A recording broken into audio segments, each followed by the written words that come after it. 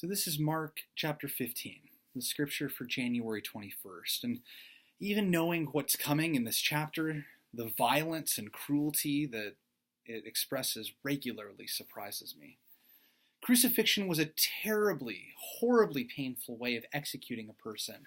It's where we get our words like excruciating from. It's where Harry Potter got the inspiration for the Cruciatus Curse, which causes great pain to whoever gets hit by it. So this crucifixion business was something that the Roman Empire did really well. They honed it and perfected it. And it was just as much about inflicting a death sentence and pain on the person, the criminal who was caught, as it was about dissuading others from committing crimes in the future. Romans would sometimes leave crucified people up long past their time of death as a way of warning people against doing certain actions like thievery. In crucifixion, death ultimately occurs usually by asphyxiation. A person would have to pull themselves up with their arms to breathe in order for their chest to expand enough for them to breathe. And then splinters would get in their back. It's just, it's not fun. Ultimately, the person would get too weary to pull themselves up. It would be too painful. And this is what God experienced on our behalf. The Sanhedrin hands Jesus over to Pilate at the beginning of this chapter because Pilate was the Roman executive in charge of the region at this time. As such, he was the only person who was allowed to pass the death sentence on somebody. Jewish leaders weren't able to do this. Rome didn't allow it. It's unclear to Pilate why Jesus had been sentenced to death, so he gives the Jewish people a choice. He has a habit, I think some of the other Gospels discuss this, about releasing one of his captives, one of his prisoners, on the Passover. So he gives them the choice. Do you want Barabbas, who was an insurrectionist, possibly a terrorist, or do you want Jesus, who's known as the King of the Jews? And the crowd overwhelmingly picks Barabbas and tells Pilate, you need to crucify this King of the Jews. Jesus' last words when he's being crucified are Eloi, Eloi, lama sabachthani, which roughly translated means, my God, why have you forsaken me? And these words are taken directly from the beginning of Psalm 22. Now, any Hebrew person has grown up, gone, at this point anyway, going to Jewish school, going to school where they get to know the Torah. And they would know even clips, bits and pieces of Torah, even when it's taken out of context, much like some of you know your favorite movie lines.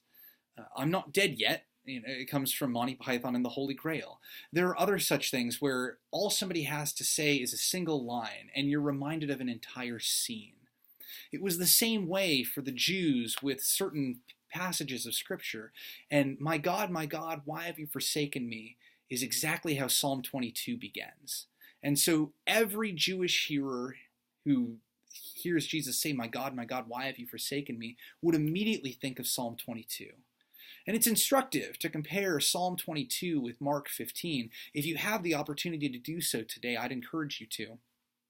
Particularly, pay special attention to how Psalm 22, 7 and 8 compares with Mark 15, 29 through 32. It's where the psalm talks about people mocking him. And here in Mark 15, he has people mocking him. If you look at Psalm 22:18 compared with Mark 15:24, you see the guards casting lots for Jesus' clothing, and that's what the psalm foretells would happen. And then if you look at Psalm 22:27 through 28 and compare that with Mark 15:39, you see God's supremacy over all nations, beginning with the Roman centurion, that even he realizes God's supremacy and sovereignty. This is clearly, whether Jesus felt like God has forsaken him or not, and likely he did at that point, it's clearly designed to bring hearers' minds to the idea of, look at the comparison here. Look at what David said in Psalm 22 and how it compares with the actual happenings right here in Mark 15. And then the first confession after Jesus' crucifixion comes from this Roman centurion. Surely this must have been God's son. And it comes right after the veil is torn in two. And I think this is really interesting because the veil was what separated the most holy place, the place where God resided in the temple. It separated that place from everywhere else in the temple, and it separated that place from the rest of the world.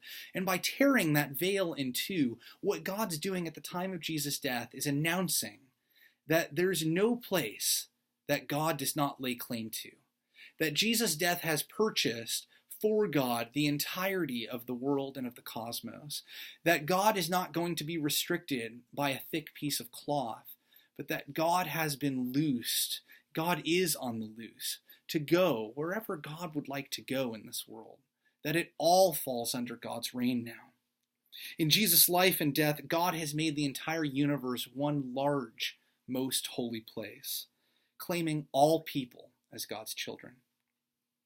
That's all for Mark chapter 15. Tomorrow, January 22nd, we'll look at Mark chapter 16, which is the final chapter in Mark's Gospel. May God bless you in your reading of Scripture.